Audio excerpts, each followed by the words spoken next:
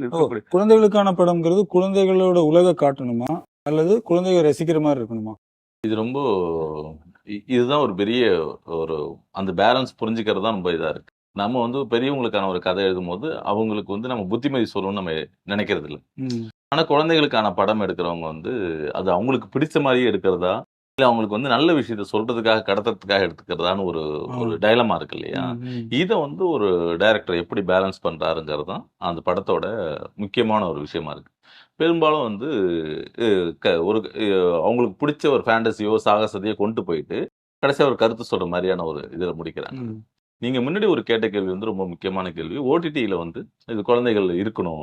ஒரு அனிமல் இருக்கணுங்கிற மாரியான இது இருக்கு இல்லையா? நீங்க அப்போ இப்படி ஒரு நிர்பந்தத்துல உருவாக்கப்படும்போது, அந்த படங்கள்ல வர குழந்தைகள் எப்படியாக குழந்தைகளா சித்தரிக்கப்படுறாங்க? நீங்க உதாரணத்துக்கு வந்து அந்த டூரிஸ்ட் ஃபேமிலி படம் எடுத்துக்கோங்க.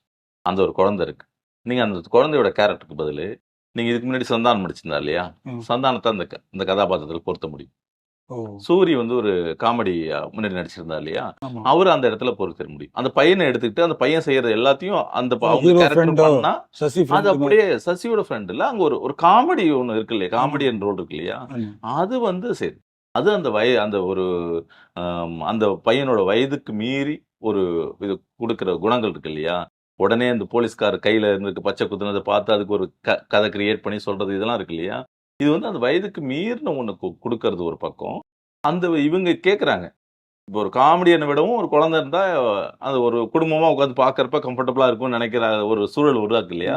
அப்ப இவங்க என்ன நெனைக்கிறாங்க, குழந்தைய குழந்தையா கொண்டு வரணுங்கிற அந்த கதைக்குள்ள கொண்டு வரணுங்கிற எண்ணம் போயி, அவங்க ரெகுலரா எழுதுற கதைக்குள்ளார ஒரு கேரக்டர் தூக்கிட்டு அதுக்கு பதிலா ஒரு குழந்தைய வச்சுருவோம் அப்படின்னு நெனைக்கிறாங்க.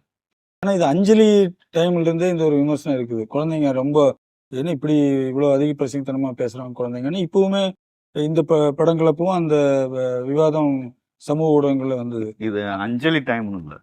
ஐடியா குடிச்சா தானே. அதுக்கு முன்னாடியே இருக்கு. அதுக்கு முன்னாடி நீங்க எம்ஜிஆர் சரஸ்வதி படங்கள்ல இருந்து ஆரம்பிச்சு அது என்னது மாஸ்டர்லாம் ஆரம்பிப்பேன். குட்டி பத்மினி, மாஸ்டர் சேகர், அந்த படமும் போய் பாருங்க. கமல் மாஸ்டரா இருக்கும்போது கமல் மாஸ்டரா இருக்கும்போது அப்ப இப்போ களத்தூர் கண்ணம்மால இப்போ அந்த பையன் பண்ண ரோல் தானே, டூரிஸ்ட் ஃபேமிலியில இருந்த பையன் பண்ண ரோல் தானே களத்தூர் கண்ணம்மால கமல் பண்ணியிருக்கிறாரு.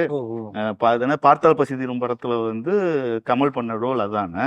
ரெண்டு கமல் அப்பயே 4 வயசுலேயே வந்து டூயல் ஆக்டர். அப்போ அதில் என்ன இருக்கும்? அது இதுதானே இருக்கும்.